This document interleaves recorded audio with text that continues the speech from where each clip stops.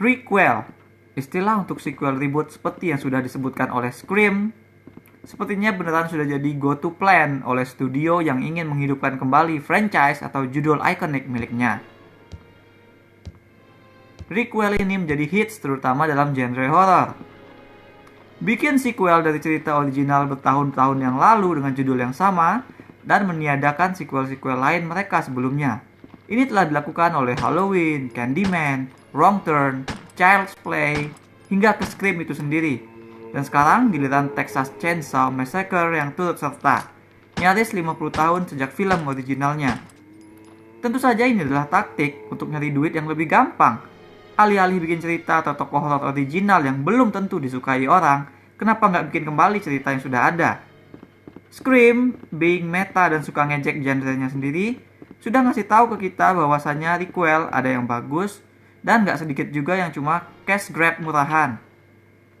Requel yang bagus adalah yang menghadirkan stake, nggak sekedar munculin karakter lama, lalu lantas either mendewakan atau membunuh mereka gitu aja. Dan Texas Chainsaw Massacre sayangnya termasuk ke dalam bagian requel yang disebut Amber dalam Scream sebagai bullshit, cash in, run of the mill sequel.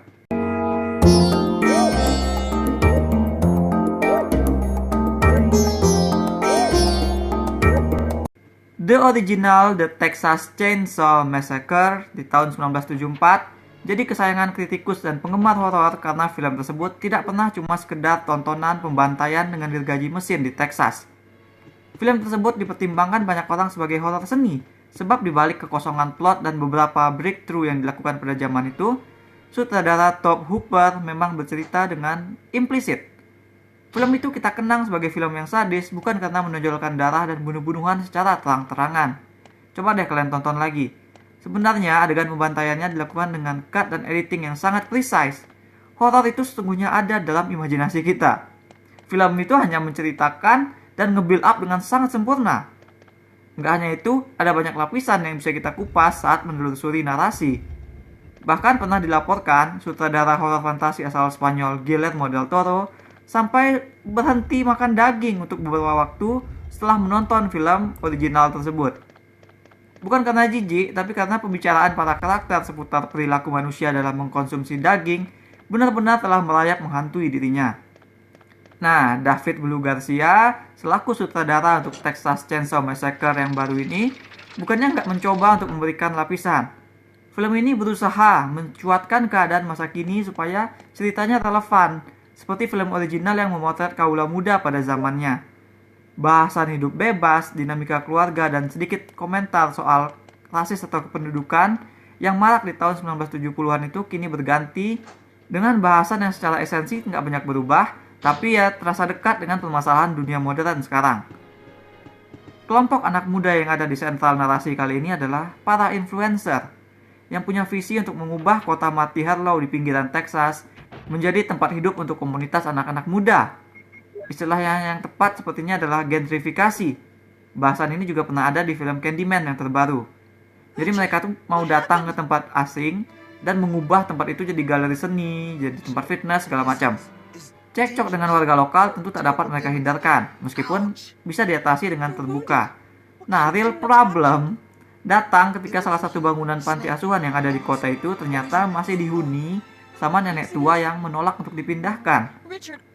Nah, malangnya bagi para anak muda, si nenek ini nggak tinggal sendirian.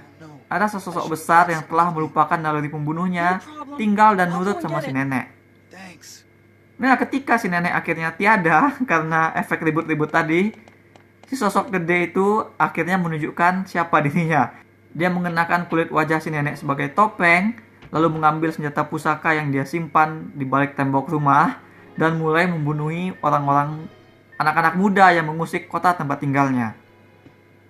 Nah, nonton film ini aku jadi seperti mengerti kenapa film-film horor itu selalu bikin karakter-karakter tuh bego.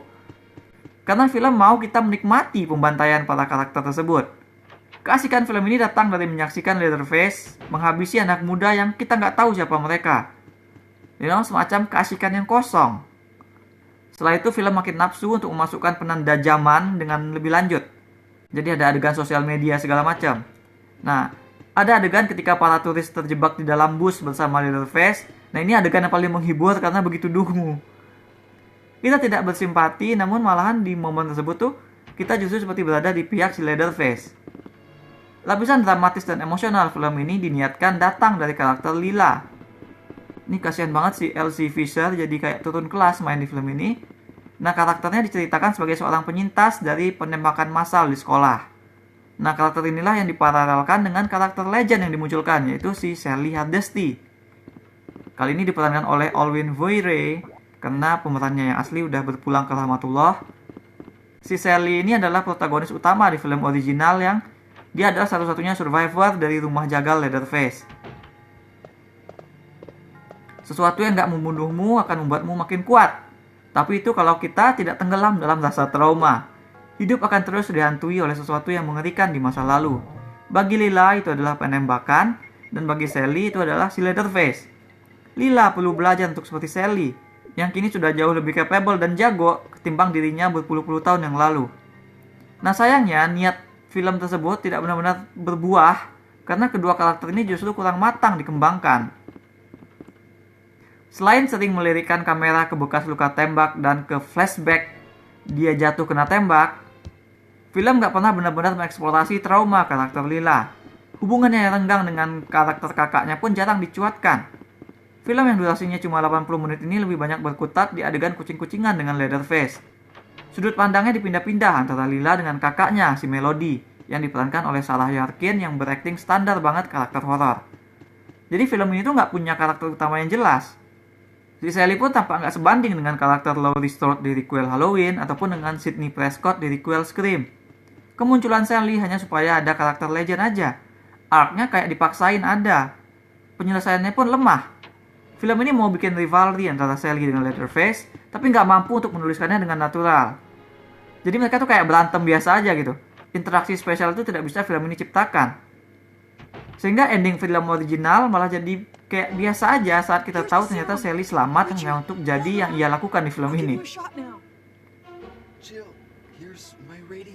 Gore dan bunuh-bunuhan yang sangat eksplisit jadi satu-satunya elemen yang membuat film ini watchable.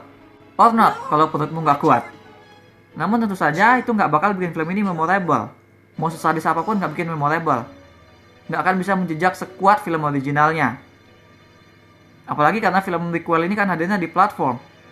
Sekarang tuh zaman platform, kita bisa tinggal skip ke bagian bunuh-bunuhan aja, ke bagian paling seru yang pingin kita tonton gitu. Aku bisa nonton bagian pembunuhan di menjelang akhir yang gokil itu beratus-ratus kali tanpa harus nonton film utuhnya sekali lagi.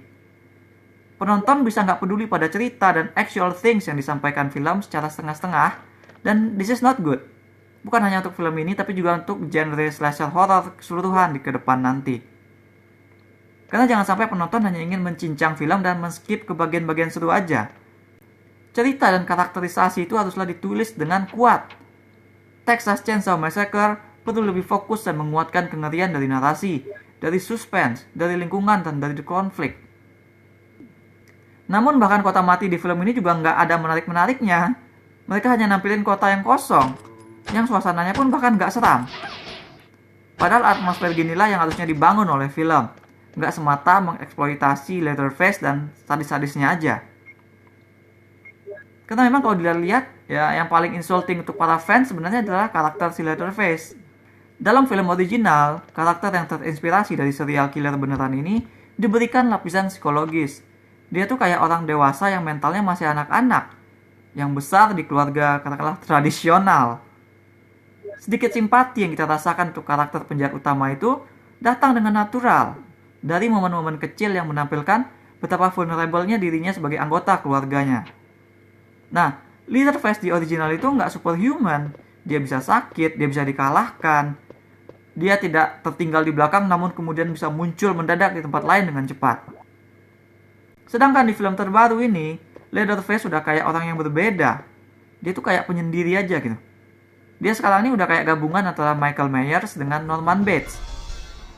Mulanya film seperti pengen menarik simpati dari dia yang kehilangan pengasuh yang dia sayangi, dari dia yang terusik dari rumah. Tapi lama-kelamaan, karakter ini jadi semakin inhuman. Film harus membuat karakter-karakter lain jadi ignoran dan bego supaya kita bisa ada rasa ke Leatherface. Film juga membuatnya menari dengan Chainsaw di akhir film, niruin ending film original. Tapi melihat endingnya sekarang ini, feelingnya beda. Jika di original rasanya itu kompleks, hubungan korban yang kabur dengan mangsa yang tertinggal itu menghantam kita dengan perasaan yang bercampur gitu. Nah, sedangkan di film ini rasanya datar aja. Kita bahkan mungkin sudah full mendukung si Leatherface di akhir itu, karena dia kuat, dia berhasil membantai orang-orang menyebalkan yang di kotanya gitu kan. Jadi bar-bar aja nggak cukup. Ketakutan penonton mungkin bisa terchecklist dengan menghadirkan adegan pembunuhan yang openly brutal, bisa bikin tahan napas dengan adegan sembunyi-sembunyian.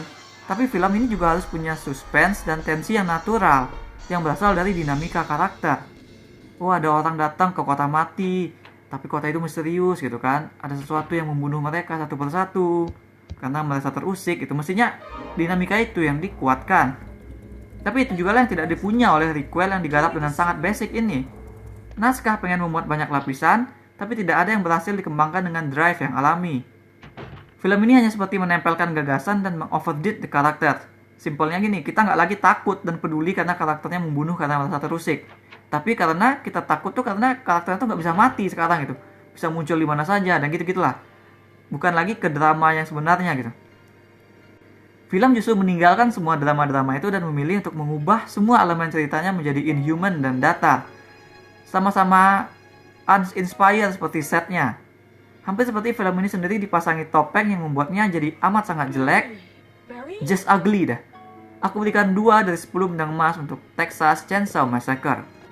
That's all we have for now. Adegan pembunuhan mana yang jadi favoritmu di film ini? Share di comments. Jangan lupa hit like dan subscribe supaya gak ketinggalan review-review dan playthrough game yang lain.